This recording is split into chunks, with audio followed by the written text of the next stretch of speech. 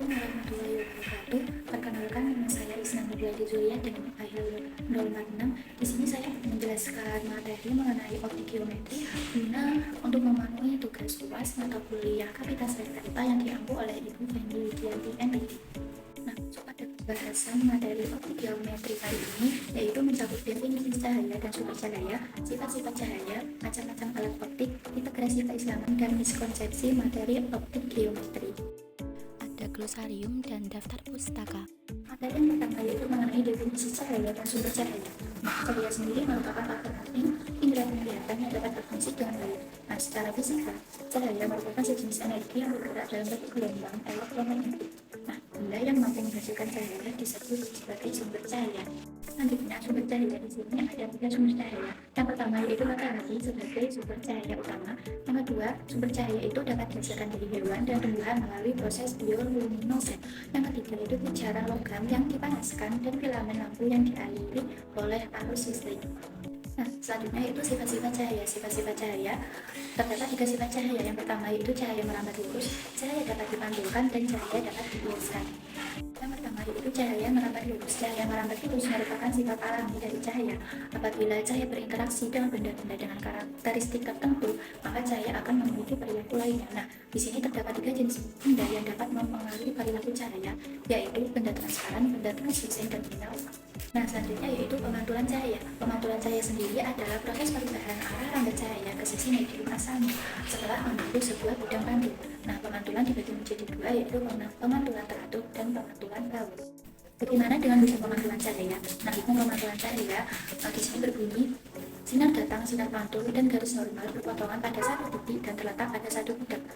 Nah, di sini dapat disimbolkan bahwa sudut datang atau I sama dengan sudut pantul atau R, yang disimbolkan dengan I sama dengan F, dan dapat dilihat seperti pada gambar. Yang pertama kita akan membahas cermin datar. Nah, sifat-sifat bayangan yang terjadi pada cermin datar yang pertama yaitu maya, karena di belakang cermin yang dibentuk oleh perpanjangan perpotongan sinar pantul. Yang kedua yaitu sifat bayangannya sama besar dengan bendanya atau perbesaran sama dengan 1, karena tinggi benda itu sama dengan tinggi bayangan tersebut. Yang ketiga yaitu tegak dan menghadap berlawanan arah atau terbalik terhadap bendanya. Yang keempat yaitu jarak benda ke cermin sama dengan jarak bayangan dari cermin. Selanjutnya yaitu cermin cekung. Nah, di sini terdapat 3 istimewa pada cermin cekung. Yang pertama yaitu sinar datang sejajar sumbu utama cermin dipantulkan melalui titik fokus F. Yang kedua, sinar datang melalui titik fokus F yang dipantulkan sejajar dengan sumbu utama. Yang ketiga yaitu sinar datang melalui titik pusat kelengkungan N dipantulkan kembali ke titik pusat kelengkungan tersebut. Nah, di atas terdapat lembaga ruang seperti pada gambar tersebut yang akan membentuk yang nantinya akan membentuk sifat bayangan. Nah, sifat bayangan akan terbentuk bila 1 berada di ruang 1 ketika bayangan berada di ruang 4 atau di belakang cermin, dan bayangan yang terjadi akan bersifat maya, dan kemudian bayangan diperbesar dari ruang 1 ke 4 dengan bayangan tegar. Bila berada di ruang 2, maka bayangan yang berada di ruang 3 atau di depan cermin, maka bayangan yang dibentuk bersifat maya, dan bayangan tersebut diperbesar dari ruang ketiga, dari ruang 2 ke 3, dan akan terbentuk bayangan terbalik. Yang terakhir yaitu bila benda di ruang 3, maka bayangan di ruang 2 atau terletak di depan cermin, maka bayangan yang terbentuk bersifat nyata, dan bayangan diperkecil dari ruang 3 ke 2 dengan membentuk bayangan. Selanjutnya yaitu cermin cembung. Nah, di sini cermin cembung memiliki 3 sinar istimewa. Yang pertama yaitu sinar datang sejajar sumbu utama cermin yang dipantulkan seakan-akan datang dari titik fokus F. Yang kedua, sinar datang menuju titik fokus F dipantulkan sejajar dengan sumbu utama. Yang ketiga yaitu sinar datang melalui titik pusat kelengkungan M yang dipantulkan kembali seakan-akan datang dari titik pusat kelengkungan tersebut. Dapat dilihat pada gambar tersebut bahwa cermin cembung memiliki rumus yaitu 1/S ditambah 1/S aksen sama dengan 1/F, di mana S tersebut merupakan jarak benda yang berlambang merah, S aksen sama dengan jarak bayangan, dan F merupakan jarak fokus terhadap pusat. Nah, sifat bayangan yang terbentuk oleh cermin cembung yaitu maya, tegak, dan diperkecil. Selanjutnya yaitu refraksi atau pembiasan cahaya. Nah, refraksi sendiri adalah peristiwa membelokkan arah cahaya ketika memasuki medium yang satu ke medium yang lainnya, yaitu materi hukum Snellius. Nah, di sini terdapat 3 hukum Snellius. Yang pertama yaitu sinar datang, sinar bias, dan garis normal terletak pada pada suatu bintang yang datang. Yang kedua yaitu sinar datang dari medium kurang rapat menuju medium lebih rapat dibiaskan mendekati garis normal. Yang ketiga yaitu sinar datang dari sebuah medium lebih rapat menuju medium kurang rapat yang dibiaskan menjauhi garis normal.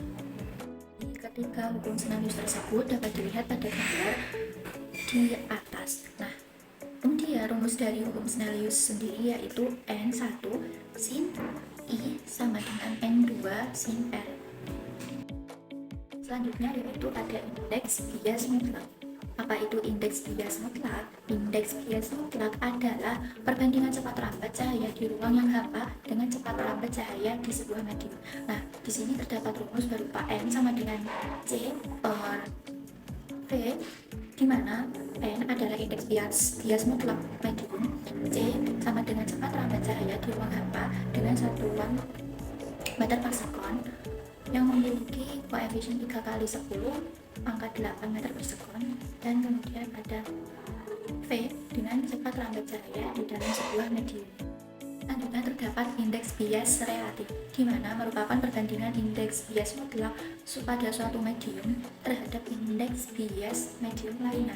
Nah, di sini terdapat rumus N21 sama dengan N2 per N1 sama dengan sin I per sin R sama dengan V1 per V2 sama dengan lambda 1 dibagi dengan lambda 2, di mana N21 sama dengan indeks bias relatif medium 2 terhadap medium 1, sedangkan N2 dan 1 merupakan indeks bias mutlak medium 1 dan 2, sedangkan I sama dengan sudut datang, R sama dengan sudut bias, V1 dan V2 merupakan cepat lambat cahaya di medium 1 dan 2 dengan satuan meter per sekon, kemudian lambda 1 dan lambda 2 merupakan panjang gelombang cahaya di medium 1 dan 2.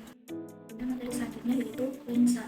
Lensa sendiri merupakan benda bening dengan tembus cahaya yang dibatasi oleh dua buah bidang lengkung atau sebuah bidang lengkung dan sebuah bidang datar.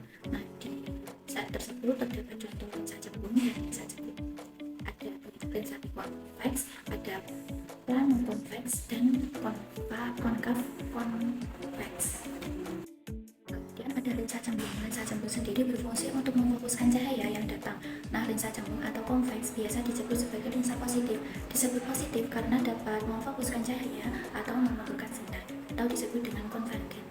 Seperti pada gambar di atas di slide bahwa terdapat bagian-bagian pada lensa cembung. Yang pertama yaitu M1 dan M2, di mana itu menjadi titik pusat kelengkungan lensa. Ada F1 dan F2 di mana itu menjadi titik fokus atau titik api sebelah lensa, dan 0 sama dengan titik pusat lensa. M1 M2 sama dengan sumbu utama lensa, 0 F1 dan 0 F2 sama dengan jarak fokus lensa, dan 0 M1 dan 0 M2 sama dengan jari-jari kelengkungan lensa atau L. Lensa cembung sendiri memiliki 3 sinar istimewa, yaitu yang pertama, sinar datang sejajar sumbu utama dibiaskan melalui titik fokus. Yang kedua yaitu sinar datang melalui titik fokus dibiaskan sejajar dengan sumbu utama. Yang ketiga yaitu sinar datang melalui titik pusat tidak dibiaskan tetapi diteruskan. Nah, seperti gambar yang ditunjukkan dalam slide tersebut. Pembentukan bayangan pada lensa cembung sama seperti pembentukan bayangan pada cermin. Nah, pembentukan bayangan pada lensa juga menggunakan dua sinar istimewa yang seperti dapat pada gambar di slide tersebut. Pembentukan bayangan pada lensa cembung jika benda di ruang pertama. Nah, sifat bayangan yang terjadi yaitu maya, tegak, diperbesar. Sedangkan ketika benda di ruang 2, maka sifat bayangan yang terbentuk yaitu nyata, terbalik, dan diperbesar. Nah, jika benda di ruang ketiga, maka sifat bayangan yang terbentuk yaitu nyata, terbalik, dan diperkecil. Sedangkan ketika benda di titik pusat kelengkungan lensa atau M1, maka sifat bayangan yang terbentuk yaitu nyata, terbalik, dan sangat besar. Yaitu lensa cekung. Lensa cekung sendiri berfungsi untuk menyebarkan cahaya yang datang.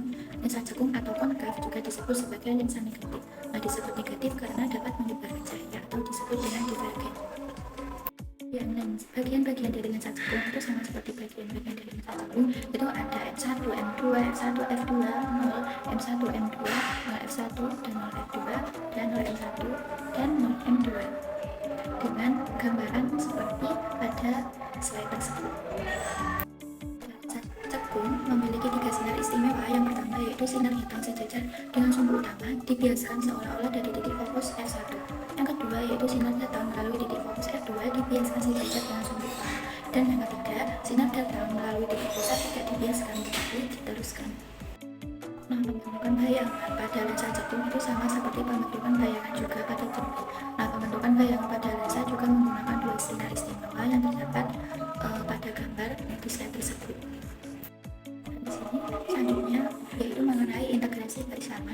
terdapat di Quran surah Al-Furqan ayat 61 yang berbunyi Bismillahirrahmanirrahim. Tabarakalladzi ja'ala fis samaa'i burujan wa ja'ala fiha sirajan wa qamaran munira.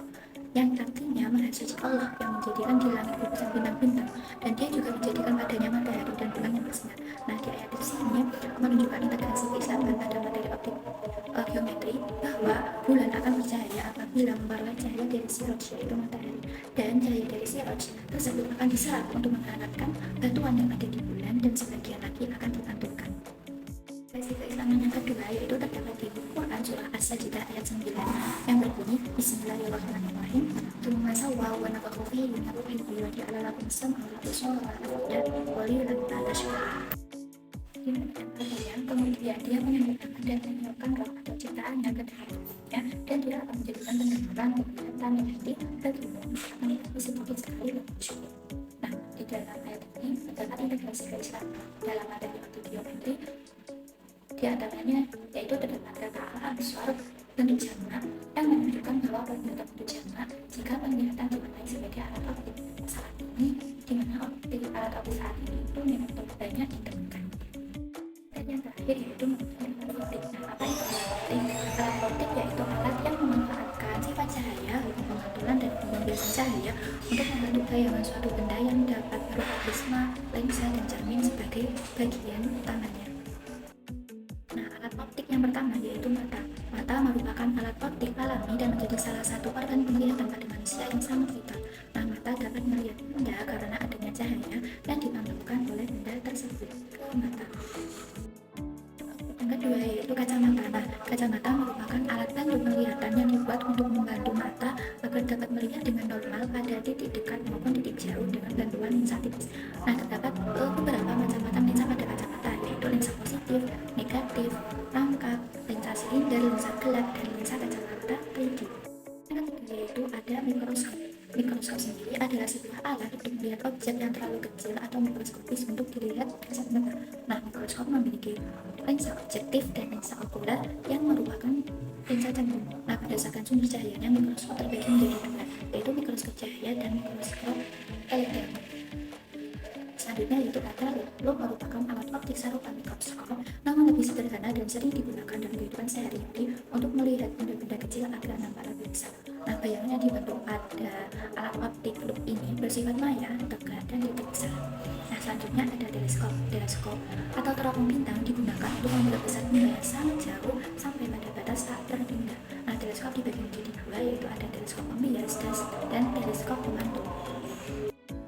Terdapat miskonsepsi dan konsepsi pada materi optik geometri. Yang pertama yaitu pada materi cermin cekung. Nah, beberapa siswa ini beranggapan bahwa sifat bayangan pada cermin cekung ini membentuk bayangan maya terbalik dan diperkecil. Sedangkan konsepsi yang benar yaitu bahwa sifat bayangan pada cermin cekung yaitu maya tegak dan diperbesar. Nah, miskonsepsi yang selanjutnya yaitu pada materi cermin cekung, di mana siswa itu beranggapan bahwa sifat bayangan maya tegak dan diperbesar. Padahal, sedangkan konsepsi yang benar pada cermin cekung yaitu sifat bayangan yang dibentuk yaitu maya, tegak, dan diperkecil. Nah, miskonsepsi yang terakhir pada siswa yaitu terdapat pada umum pemantulan cahaya atau sudut datar sama dengan sudut pantul hanya terjadi pada cermin datar saja. Sedangkan konsepsi yang benar yaitu bahwa hukum pemantulan selain pada cermin datar juga berlaku pada cermin cekung. Nah, jarak antara benda dan cermin itu mempengaruhi bayangan yang dihasilkan. Selanjutnya yaitu ada glosarium. Di sini ada biconvex cahaya, indeks bias, lensa, plan biconvex, dan translucent. Di mana biconvex adalah rangkap, cahaya adalah salah satu gelombang elektromagnetik yang dapat dilihat oleh mata. Indeks bias merupakan indeks bias yang menunjukkan nilai suatu medium dalam hubungannya dengan pergerakan gelombang cahaya yang melalui medium tersebut. Dan lensa merupakan tanda atau tembus cahaya yang dibatasi oleh dua buah pita lengkung atau sebuah pita lengkung dan sebuah pita tetap. Selanjutnya ada plan biconvex yang berada di datar, dan translucent adalah benda buram atau bahan yang tidak memungkinkan cahaya untuk melewatinya. Nah, kemudian ada daftar pustaka di mana materi ini diambil dari buku Kapitasi KIK yang ditulis oleh Ibu dosen Muslimah Susilayati, Ibu Feni Widianti, dan Ibu Anggun Zuhaida dengan cetakan keempat yaitu tahun 2024, Salatiga FTIK UIN Salatiga. Penjelasan materi optik geometri yang dapat saya jelaskan, kurang lebihnya mohon maaf dan terima kasih. Wassalamualaikum. warahmatullahi wabarakatuh.